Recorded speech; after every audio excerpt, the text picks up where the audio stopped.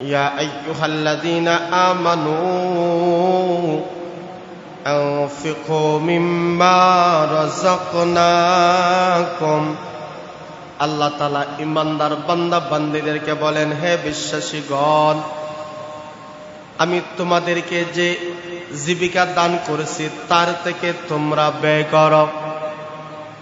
আমি তোমাদেরকে যে সম্পদ দান করলাম এই সম্পদ থেকে তোমরা আল্লাহর রাস্তায় ব্যয় করো। কেন? আল্লাহ তাআলা বলেন, মিন ক্বাবলি আন ইয়াতিয়া ইয়াউমুন লা বাইউন ফীহি ওয়ালা খুল্লাতুন ওয়ালা শাফাআহ ওয়াল কাফিরুনা হুমুজ যালিমুন। আল্লাহ তাআলা ঈমানদার বান্দা বান্দীদেরকে নির্দেশ দিয়েছেন, হে ঈমানদারেরা, আমি তোমাদেরকে যা দিয়েছি, মাল দিয়েছি, এই মাল থেকে তোমরা দান করো, ব্যয় করো। সেই দিন আসার আগ পর্যন্ত ব্যয় করো, যেই দিন ক্রয় বিক্রয়, বন্ধুত্ব এবং কেহ তোমার জন্য সুপারিশকারী হবে না। আর অবিশ্বাসী কাফেররা ও অত্যাচারী। একটা কথা আল্লাহ তাআলা ঘোষণা করছি, কিয়ামতের কঠিন ময়দানের অবস্থা তুলে ধরছি।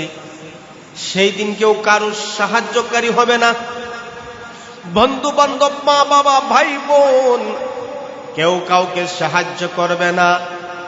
এই জন্য আল্লাহ তাআলার ঘোষণা হইল, আমি তোমাদেরকে মাল দিলাম, তোমরা ব্যয় করো, সদকা করো। কারণ কিয়ামতের কঠিন ময়দানে কোনো ক্রয় বিক্রয় চলবে না, কোনো বন্ধু বান্ধব থাকবে না। যদি পারো এই দুনিয়াতে আল্লাহর পথে ব্যয় করে এর মাধ্যমে জাহান্নাম থেকে বাঁচার উপায়। সুবহানাল্লাহ। নবীজি হাদিস শরীফে বলেছেন, একটা খেজুর দিয়ে হলো তুমি জাহান্নাম থেকে বাঁচো। একটা খেজুর আল্লাহর রাস্তায় দান করি, ইখলাসের নিয়তে একনিষ্ঠতার সাথে আমি একটা খেজুর আল্লাহর পথে দিলাম। উদ্দেশ্য একটা, আমি আমার মাওলারে পাবো, জাহান্নাম থেকে বাঁচতে পারবো, আল্লাহ যদি কবুল করে নেয়। এই জন্য নবী বলেন, সামান্য একটা খেজুর দিয়ে হলো তুমি জাহান্নাম থেকে বাঁচার চেষ্টা করো। কারণ সেই দিন কোনো বন্ধু বান্ধব থাকবে না, মা বাবা আপনার পাশে থাকবে না, আত্মীয় স্বজন কেউ আপনার পাশে থাকবে না, ক্রয় বিক্রয় চলবে না। আল্লাহ তাআলা এই জন্য বলেন, তোমরা দান করো, সদকা করো। শুধু তাই না, আল্লাহ তাআলা আরো বলেন, ওয়া আনফিকু ফি সাবিলিল্লাহ, এবং তোমরা আল্লাহর পথে ব্যয় করতে থাকো, ব্যয় করো। ওয়ালা তুলকু বিআইদিকুম ইলাত তাহলুকা। আল্লাহ তাআলা আবার বলেন, তোমরা তোমাদের স্বীয় হাতকে ধ্বংসের দিকে প্রসারিত করো না। নিজের হাতকে, মালকে ধ্বংসের দিকে প্রসারিত করো না। আল্লাহর রাস্তা দান করো, আল্লাহর পথে ব্যয় করো। স্বীয় মালগুলাকে ধ্বংসের দিকে ধাবিত করো না। ওয়া আহসিনু, এরপরে আল্লাহ তাআলা বলেন, কল্যাণ সাধন করতে থাকো, কল্যাণ চাও, কল্যাণ চাও। ইন্নাল্লাহা ইউহিব্বুল মুহসিনিন। আল্লাহ পাক রব্বুল আলামিন কল্যাণ সাধনকারীরে বড় ভালোবাসে। সুবহানাল্লাহ। আল্লাহ রাস্তায় মাল দাও, এই মালটাকে অপব্যবহার করে ধ্বংসের পথে, নিজের হাতকে ধ্বংসের পথে প্রসারিত করো না। কল্যাণের প্রতি তুমি ধাবিত হও, কারণ কল্যাণকামীদেরকে আল্লাহ তাআলা বড় মায়া করেন, মহব্বত করেন। এই জন্য মাল সম্পদ আল্লাহ আপনারে দিল, এই মালগুলারে আপনি অবশ্যই আল্লাহ এবং রাসূলের বাতানো পথে ব্যবহার করতে হবে। আল্লাহ এবং রাসূল যেইভাবে খুশি থাকেন সেই পথে আমাকে আপনাকে মালগুলা ব্যয় করতে হবে। নতুবা এই মাল আপনি যদি আল্লাহ এবং রাসূলের বিধান ছাড়া অপাত্রে ব্যবহার করেন, আপনি আপনার নিজের হাতকে নিজেই ধ্বংস করছেন, আপনি আপনার নিজের সম্পদকে নিজেই ধ্বংস করছেন। ওই মাল এবং এই সম্পদ ধ্বংস করার কারণে আপনি নিজেই জাহান্নামে যেতে হবে। এই মালগুলার ব্যাপারে খুব সেনসিটিভ। মালগুলাকে তুমি আল্লাহ রাস্তায় দিতে হবে। কোন মাল দিবা? আমাদের সমাজে মাল তো দুই প্রকার থাকে। একটা সম্পদ থাকে মানুষের পিওর হালাল মাল, আরেকটা সম্পদ থাকে হারাম মাল। আবার কিছু মানুষের মাল আছে হালাল হারামে সংমিশ্রণে মাল আসেনি। এই জন্য আল্লাহ বলেন আল্লাহর পথে কোন মাল দিবা? হারাম মাল দিবা, অবৈধ মাল দিবা, কোন মাল দিবা? আল্লাহ তাআলা নিজে বলেন ইয়া আইয়ুহাল্লাযীনা আমানু আনফিকু। আল্লাহ তাআলা ঈমানদার বান্দা বান্দীদেরকে ডাইকা বলতেছে, সকল মুমিন মুসলমানদেরকে ডাইকা আল্লাহ তাআলা বলেন ইয়া আইয়ুহাল্লাযীনা আমানু আনফিকু মিন তাইয়্যিবাতি মা কাসাবতুম ওয়া মিম্মা আখরাজনা লাকুম মিনাল আরদ ওয়া লা তায়াম্মামুল খাবীসা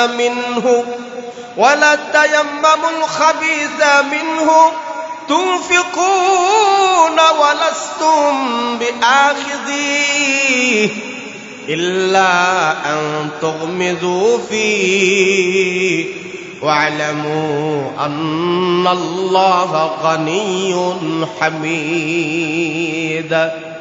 আল্লাহ তাআলা বলেন, হে ঈমানদারেরা, হে মুমিন মুসলমানেরা, আমরা সবাই মুমিন মুসলমান, আমরা সবাই ঈমানদার। আমাদেরকে আল্লাহ তাআলা বলেন ওয়া আনফিকু, আল্লাহ বলে হে ঈমানদারেরা আনফিকু, তোমরা খরচ করো, তোমরা ব্যয় করো। কিসের মাল? মিন তাইয়্যিবাতি মা কাসাবতুম, আমি আল্লাহ তোমাদেরকে যে মাল দিয়েছি এই মাল থেকে তোমরা যা উপার্জন করো, পবিত্র মাল তোমরা আল্লাহ রাস্তায় ব্যয় করো, ভালো মাল তোমরা আল্লাহ রাস্তায় ব্যয় করো। জমিন দিয়েছেন আল্লাহ, ব্যবসা দিয়েছেন আল্লাহ, চাকরি দিয়েছেন আল্লাহ। হালাল পথে যে টাকাগুলা উপার্জন করো, এই হালাল পথে টাকাগুলা উপার্জনের একটা অংশ আনফিকু, তোমরা দান করে দাও, তোমরা আল্লাহর পথে বিলিয়ে দাও। কারণ হালাল মাল আল্লাহ রাস্তায় না দিলে আমার আল্লাহ কবুল করে না। মালটা হতে হবে পিওর হালাল মাল। এখন আপনি লক্ষ লক্ষ টাকা মানুষকে দান করেন, কিন্তু হারাম, সওয়াব হবে? বাবারা কথা কোন সওয়াব হবে? সওয়াব হবে না, কিন্তু যাকে দিবেন তার কিছু উপকার হবে। 3 নম্বর বিষয়, হারাম পথের মাল দিয়ে কেহ যদি নেকির আশা করে, হারাম পথে উপার্জিত মাল দিয়ে কেহ যদি নেকির আশা করে, তাহলে তার ঈমান থাকবে না। হারাম জিনিস বিশ্বাস করলে ঈমান থাকবে না। দান করবা, কইরা দাও। হারাম মাল আছে, দিয়া দাও, অপর একজনের উপকার হবে, আরেকজনের উপকার হয়ে যাবে, কিন্তু আপনি নেক আমলের নিয়ত করবা না। নিয়ত করলেই ঈমান থাকবে। তো মাল দিয়েছেন তিনি কে? কথা কন না কেন? আর জোরে বলে আল্লাহ। সম্পদ দিয়েছেন আল্লাহ, মাল দিয়েছেন, এই মাল তার পথেই বিলীন করতে হবে। এই জন্য আল্লাহ বলেন ওয়া মিম্মা রাযাকনাহুম ইউনফিকুন, আমি আল্লাহ তোমাদেরকে যে রিজিক মাল দিয়েছি, সম্পদ দিয়েছি, তার থেকে কিছু একটা অংশ আমার পথে ব্যয় করো। মাল সম্পদ আল্লাহ তাআলা দান করেছে। এই মাল সম্পদ আল্লাহ তাআলা কিছু ফরজ করে দিয়েছেন, আবার কিছু মাল ইচ্ছা দিনের উপর আমার আল্লাহ রেখে দিয়েছেন। ফরজ মাল হইল যাকাত। যাকাত আল্লাহ তাআলা ফরজ করেছেন। নামাজ পড়া যেমন ভাবে ফরজ, রোজা রাখা যেমন ভাবে ফরজ, হজ করা যেমন ভাবে ফরজ, ঠিক তদ্রুপ ভাবে যাকাতও আমার আল্লাহ ফরজ করে দিয়েছেন। আল্লাহ পাক রব্বুল আলামিন বলেন وأقيموا الصلاة وآتوا الزكاة وما تقدموا لأنفسكم من خير تجدوه عند الله إن الله بما تعملون بصير আল্লাহ তাআলা বলেন তোমরা সালাত আদায় করো এবং যাকাত প্রদান করো তোমরা যে উত্তম কাজ নিজেদের জন্য অগ্রে প্রেরণ করবে তা আল্লাহর নিকটে তোমরা পাবে নিশ্চয়ই তোমরা যা করো আল্লাহ তাআলা সবগুলা দেখেন সুবহানাল্লাহ আল্লাহ তাআলা এখানে আমার আল্লাহ নির্দেশ দিয়েছেন ওয়া আকিমুস সালাহ নামাজ কায়েম করো নামাজ প্রতিষ্ঠিত করো ওয়া আতুজ যাকাত যাকাত দাও নামাজ যেমন ভাবে ফরজ যাকাত তদ্রুপ ভাবে ফরজ যাকাত আল্লাহর নির্দেশ আল্লাহ বলেন তোমরা যাকাত দাও পবিত্র কালামুল্লাহ শরীফের ভিতরে আল্লাহ তাআলা নামাজের সাথে যাকাতের কথাটা আল্লাহ তাআলা বারবার বলেছেন নামাজ কায়েম করো যাকাত দাও নামাজ কায়েম করো যাকাত দাও এইভাবে আল্লাহ তাআলা পবিত্র কালামুল্লাহ শরীফের ভিতরে প্রায় ৩২ জায়গায় আল্লাহ তাআলা নামাজের সাথে যাকাতের কথাটা উল্লেখ করেছেন এই জন্য বান্দা বান্দি যাকাত আল্লাহ তাআলা তোমাকে ফরজ করে দিয়েছেন যাকাত দিতে হবে যাকাত দিলে আপনার মাল সম্পদ পবিত্র হবে সুবহানাল্লাহ আর যাকাত যদি না দেন বড় ভয়াবহ শাস্তি আছে না নাই যাকাত যদি না দেন ভয়াবহ শাস্তি আল্লাহ রেখে দিয়েছেন এই জন্য যাকাত শব্দের অর্থ হলো পবিত্র করা বৃদ্ধি করা যাকাত দিলে দেখতে দেখা যায় কমে কিন্তু আল্লাহ তাআলা বাড়ায়া দেয় যাকাত দিলে মাল পবিত্র হয় যাকাত দিলে মাল পবিত্র হয় এই জন্য যাকাত দিবা মাল পবিত্র হবে যাকাত দিবা মাল বাড়বে শরীয়তের পরিভাষায় যাকাত বলা হয় নির্দিষ্ট পরিমাণ আল্লাহ এবং রাসূল কর্তৃক নির্দিষ্ট সম্পদ নির্দিষ্ট মাল যখন হয়ে যাবে আল্লাহ এবং রাসূল কর্তৃক এই মাল কিছু মানুষের মাঝে বন্টন করবা এটাই হলো আল্লাহর এবং রাসূলের পক্ষ থেকে যাকাত কোন ব্যক্তির যদি ৭.৫ ভরি স্বর্ণ হয় কয় ভরি স্বর্ণ ৭.৫ ভরি স্বর্ণ 52.৫ তোলা রূপা যদি কাহারও থাকে তখন ১ বছর অতিবাহিত হয়ে গেলে এই মালের উপর যাকাত ফরজ এখন কাহারও ৭.৫ ভরি স্বর্ণ নাই সামান্য স্বর্ণ আছে অথবা কারো 52.৫ তোলা রূপা নাই সামান্য রূপা আছে আবার কিছু টাকাও আছে মিক্স সম্পদ এই মিক্স সম্পদের হিসাব হইল আপনি 52.৫ তোলা রূপার সমপরিমাণ মূল্য যার হবে তার উপর যাকাত ১ বছর যদি অতিবাহিত হয়ে যায় তখন তার উপর যাকাত ফরজ হয়ে যায় যাকাতের বিষয়টা বড় সেনসিটিভ বিষয়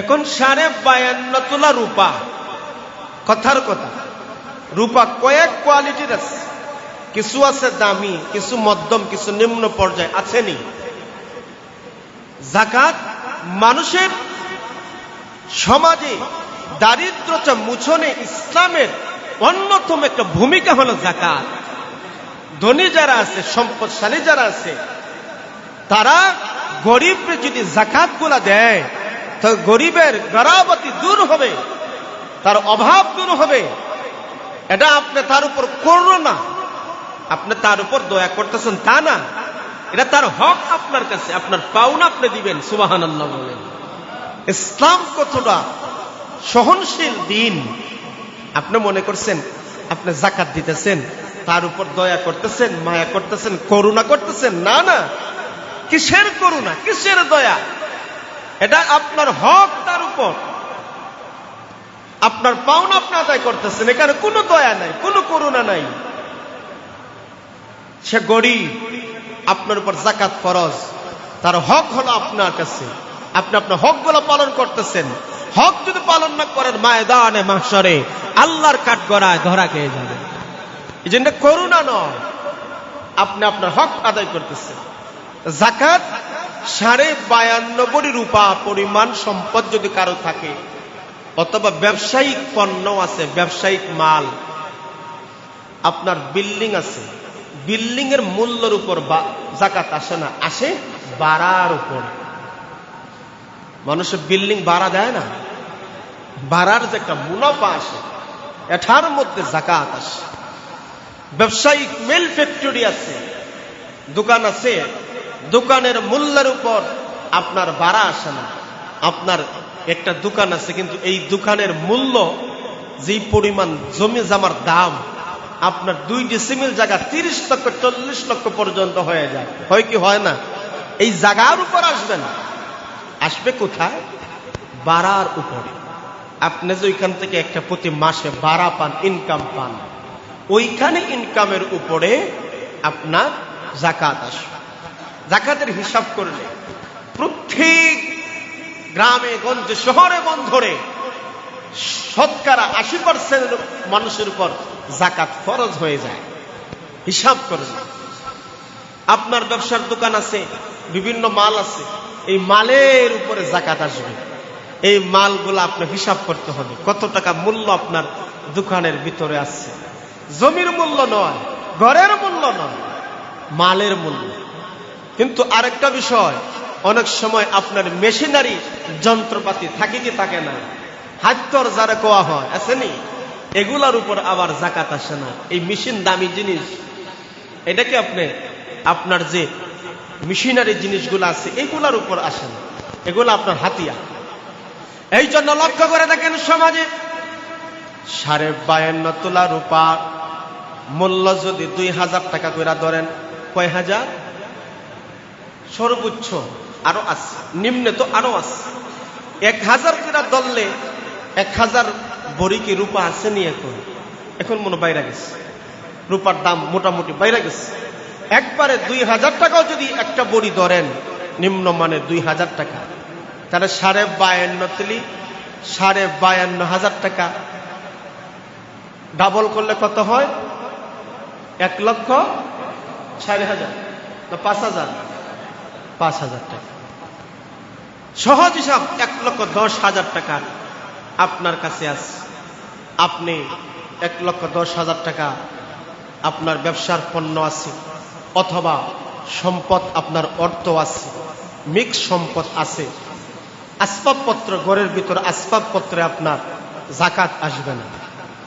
আপনার বিভিন্ন জিনিস আছে ঘরের ভিতরে, এগুলো যাকাত আসে না। কিন্তু খেয়াল করবেন, আপনার ফ্রিজ ঘরের মধ্যে 3টা 4টা, আপনার মোবাইল, এক একজনের মোবাইল আইফোন, স্যামসাং আলট্রা, 3টা 4টা 5টা, আপনার প্রয়োজনের একটা মোবাইল যথেষ্ট। আপনার কাছে 2-3টা মোবাইল আছে, আপনার একটা ল্যাপটপের যথেষ্ট, কিন্তু আপনার অতিরিক্ত আছে। এই যে অতিরিক্ত জিনিসগুলা আপনি আমার গড়ে আসেনি না নাই, এগুলা অতিরিক্ত জিনিসগুলা কিন্তু হিসাবে আসে। এখন হিসাব করে দেখেন, 1,10,000 টাকার এক্সাম্পল হিসাবে 1,10,000 টাকা যদি আপনার হয়ে যায়, আর বছরান্তে ঘুরাইয়া ফিরাইয়া এই টাকাগুলা ব্যয় হয় না, বাড়ে কমে আবার সমান থাকে, স্বাভাবিক বাড়ে কমে সমান থাকে, তখন 1 বছর পরে হিসাব করলে যদি আপনার 1,10,000 টাকার মালিক আপনি হয়ে যান, তখন আপনার উপর যাকাত ফরজ। আরে আপনার ঘরে 2 লাখ 3 লাখ 5 লাখ টাকা আছে, অ্যাকাউন্টে জমা আছে, মানুষের কাছে হাওলাত দিয়ে ফেলায় রাখছেন, আসেনি না নাই? মানুষের কাছে পান, এটাও হিসাব করতে হবে। এই জন্য দোস্ত আহবাব, যাকাতের বিষয় বড় পেছিদিকি বিষয়, এগুলা আপনি একা একা বসে হিসাব করতে হবে। একজন বিজ্ঞ মানুষের দ্বারা গিয়ে আপনার সম্পদের হিসাবটা দিতে হবে। শুধু আপনাদেরকে থার্মোমিটার বানায় দিলাম, এইটা মাইফা মাইফা আপনার মাল হিসাব করবেন। কমস কম কেউ যদি 1,10,000 টাকার সম্পদের মালিক থাকে, অতিরিক্ত সম্পদের মালিক, 1 বছর অতিবাহিত হয়ে যায়, তখন ওই বান্দা বান্দির উপর যাকাত ফরজ। এবার লক্ষ্য করে দেখেন, এরকম সম্পদ যাদের আছে আমাদের সমাজে লোক কম না বেশি? যাকাত দেওয়ালা প্রচুর হয়ে যাবে যদি মাল আপনার টাকা পয়সা একটু হিসাব করেন। এবার আল্লাহ তাআলা বলেন, শুনো, তোমরা যাকাত দাও, তোমরা যাকাত পরিশোধ করো। যাকাত আল্লাহর পক্ষ থেকে বিধান ফরজ। মানুষ মালের সম্পদের মাল চায়। যারা গরিব তারা মনে করে, আল্লাহ আমারে মাল দাও, আমার সম্পদ দাও, আমারে মাল দিলে, আমারে সম্পদ দিলে আমি আপনার পথে ব্যয় করব। এরকম বলে কি বলে না? আল্লাহ আমারে দিল না, দিলে দুই হাত দিয়া শেষ করে দিতাম, আসেনি না নাই? এরকম বলে। আল্লাহ যদি আমারে মাল দিত তাইলে আমি মাল দিয়ে দান সদকা করে আল্লাহর মন খুশি করে নিতাম। একজন সাহাবী আয়েশা নবীরে কয়, নবী আমার, আপনি দোয়া করেন আল্লাহ যেন আমার মালে বরকত দেয়। নবীজি সাহাবী সাহাবা ডাকতে বলে, নবী আমার, আপনি দোয়া করেন আল্লাহ যেন আমার মালের মধ্যে বরকত দেয়। নবী কোনো কথা কয় না। নবী বলেন, সাহাবারে, আমার যে ধন নাই, মাল নাই, আমার কি চলে না? সাহাবা ওই দিন চলে গেছে। পরের দিন আয়েশা নবীকে ডাকতে বলে, পয়গম্বর, আপনি দোয়া করেন আল্লাহ যেন আমার মাল দেয়, সম্পদ দেয়। ওই মাল সম্পদ আমি আল্লাহর পথে ব্যয় করব। সুবহানাল্লাহ। আমি আল্লাহর পথে ব্যয় করব, আল্লাহর রেজামন্দি হাসিল করব। আমি মাল সম্পদ মানুষকে বিলিয়ে দিব। আমি মানুষের কল্যাণ কাজে মালগুলা ব্যয় করব। আপনি বরকতের দোয়া করে। আমার আপনার নবী, মায়ার নবী, ওই মুহূর্তে আমার সাল আমার জন্য দুইটা ঠোঁট নড়াচড়া। সুবহানাল্লাহ।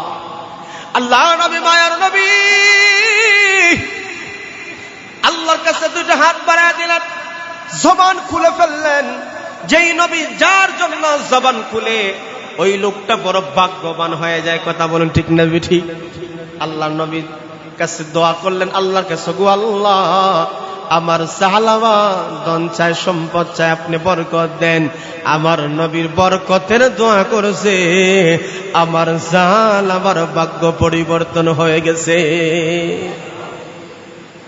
সাহাবা এমন মালিক হইছে, এমন ধন সম্পদের মালিক। তারা ছিল ছাগল, ভেড়া, দুম্বা। অল্প কিছু ছাগল, ভেড়া, দুম্বা ছিল।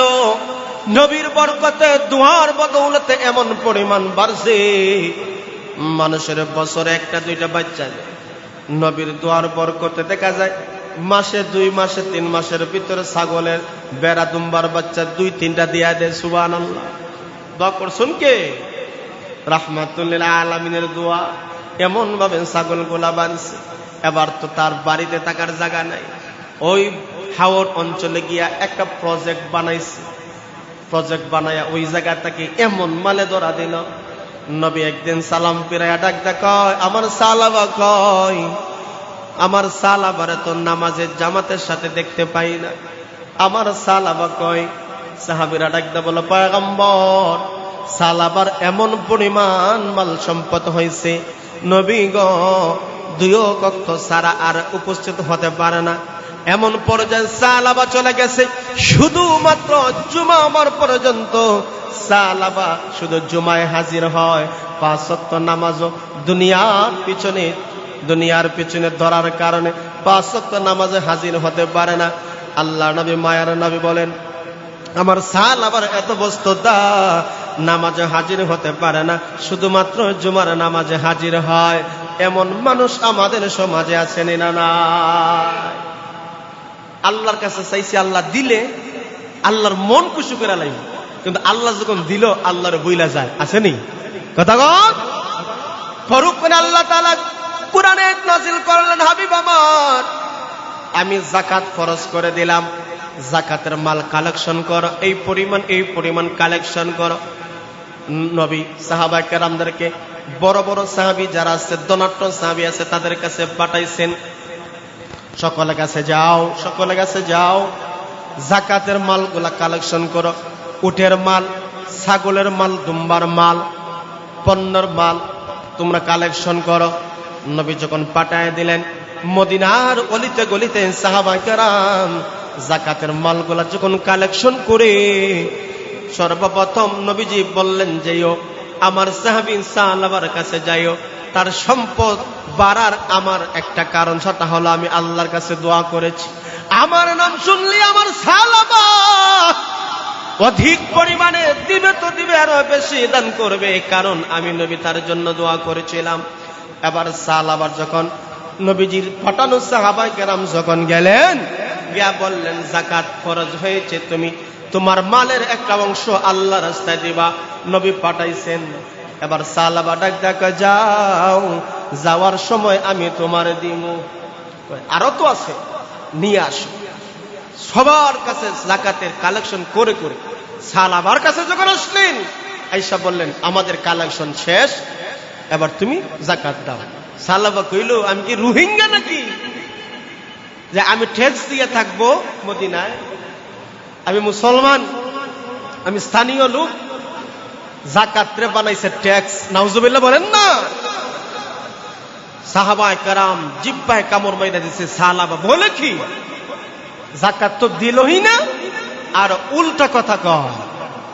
নবীর কাছে আয়েশা তারা রিপোর্ট দিল, হুজুর সালাবা তো জাকাত দিলে তো দিলই না, কিন্তু উল্টা কথা বলল। আল্লাহর নবী বলছিলেন আমার সালাবা ধ্বংসের পথে চলে গেছে। নাউজুবিল্লাহ বলেন। একজন আত্মীয় ছিল পাশে বসা, সোজা দৌড়, নবী তোর বিরুদ্ধে চলে গেছে, আমার আল্লাহ তোর বিরুদ্ধে চলে গেছে, তুই জাকাত দিলে না, জলদি যা নবীর কাছে জাকাত নিয়ে। প্রচুর পরিমাণ ছাগল বেড়া দুম্বা নিয়ে আসছে। নবী বললেন আমি তোমার মাল গ্রহণ করতে পারবো না। নবীর জমানা চলে গেল, আবু বকরের কাছে গিয়ে গেছে আমি জাকাত দিতে চাই। আবু বকর বলে আমার নবী মাল গ্রহণ করেনি, আমি কেমনে তোমার মাল গ্রহণ করব, আমিও পারবো না। হযরত উমরের জামানায় যখন আসলো, উমরের জামানা মাল নিয়ে গেছে, উমর বললেন আমার পূর্বে আবু বকর চলে গেল, স্বয়ং নবীজি চলে গেলেন, মাল গ্রহণ করলেন না, আমার দ্বারা অসম্ভব। যেই নবী তার বিরুদ্ধে, এই লোকটার কি হালত হবে। এমন অবস্থায় জাকাত বিহীন অবস্থায় দুনিয়া থেকে মারা গেল, মুনাফিক হয়ে গেল। আজকাল আমাদের সমাজও এমন মানুষ আছে। আয়েশা বলে হুজুর আমাদের জন্য দোয়া করেন, আল্লাহ মাল দিলে গরিব গুলাকে দান করে শেষ করে দিব। আল্লাহ যখন দেয় তখন সিফালিল্লাহ শুরু হয়। আসেনি না নাই? এই জন্য আল্লাহ তাআলা বলেন যাকাত যাদের উপর ফরজ, হিসাব করে করে যাকাত দিতে হবে, যাকাত দিতে হবে। আপনি কিছু একটা দিয়া মনে ভাবছেন সার ফাইরা যাইবেন, না না, মানুষে হিসাব করে না, অল্প কিছু দিয়া দিছি, এটা আপনার হক হয় নাই, আদায় হয় নাই, পূর্ণতা পায় নাই, অপূর্ণ থেকে গেল জাকাত। এই জাকাত আপনি সঠিকভাবে বন্টন করে যদি বর্তমানে মানুষদেরকে জাকাত গুলা দেওয়া হইতো, আমাদের মুসলমানরা দরিদ্র থাকতো না। কথা কন না? এই জন্য ইসলামে জাকাতের গুরুত্ব বেশি। জাকাত দিলে হিসাব করে করে, আল্লাহকে ভয় করে, কারণ মালের হিসাব তো দিতে হবে। আপনি যদি সঠিকভাবে জাকাত দিতেন, আমাদের সমাজে আপনার দরিদ্র থাকতো না, দূর হয়ে যেত, অভাব দূর হয়ে যেত। এই জন্য যাদের উপর জাকাত ফরজ, আপনারা জাকাতের বিষয়টা বুঝে সঠিকভাবে আদায় করেন। আদায় তো করেন, কিন্তু পরিপূর্ণতা আদায় করেন না, আপনার জাকাত অসম্পূর্ণ থেকে যাবে। এবার আসুন, আপনি জাকাত কাদেরকে দিবেন, সম্পদ কাদেরকে দিবেন, বিশেষ করে আপনার আত্মীয় স্বজনদের ভিতরে আপনি যারা গরিব অসহায় বেশি, তাদেরকে জাকাত গুলা দিবেন। 8 শ্রেণীর মানুষদেরকে জাকাত দেওয়া যায়। কয় শ্রেণীর মানুষ? 8 শ্রেণীর মানুষ। 1 নম্বর হলো ফকির, ব্যাখ্যা করার সময় নাই। ফকিরকে জাকাত দিতে পারবেন। মিসকিনকে জাকাত দিতে পারবেন। ইসলামী রাষ্ট্র যদি হয় আর তহবিল থাকে, ওইখান থেকে আপনি মনে করেন সঠিকভাবে গরিবদেরকে বন্টন করে দেওয়া হয়, ইসলামী রাষ্ট্রের তহবিলে জাকাত দিলে তারা আদায় করতে পারবে। আমাদের রাষ্ট্রটা ইসলামী রাষ্ট্রও নয়, আমাদের দেশেও জাকাতের তহবিল আছে। জাকাতের তহবিল দিলে আপনার জাকাত পরিপূর্ণ আদায় হবে কি হবে না, এটা গ্যারান্টি আমি দিতে পারি না। কারণ গরিবের মাল তারা নিজে খাইয়া লায়, আবার জাকাতের মাল বন্টন করে দিব, তো বুঝতে শুই না দিয়েন। 4 নম্বর, যাদের উপর ঋণের বোঝা আছে, ঋণের বোঝা, একসময় ধনী ছিল, সম্পদ ছিল, ঋণ করতে করতে আর চলতে পারে না, লোকটা ভালো ছিল, অভাবের কারণে কাউকে বলতেও পারে না, চিপি চাপি কইরা তারে যাকাতে দিতে পারেন। ঋণের বোঝা যাদের, আল্লাহ রাস্তায় শত্রুর বিরুদ্ধে যারা জিহাদ করে তাদেরকে আপনি যাকাত দিবেন। মুসাফির ব্যক্তিকে যাকাত দেওয়া যায়। যাকাত দাতার ভাই বোন, বাতিজা বাতিজি, ভগ্নিপতি, এদেরকে আপনি যাকাত দিতে পারবেন। ফুফু ফুফারে যাকাত দিতে পারবেন। এটা হলো গুরুত্বপূর্ণ একটা বিষয়। এই পয়েন্টটা, আপনার ভাই অসহায়, আপনার বোন অসহায়,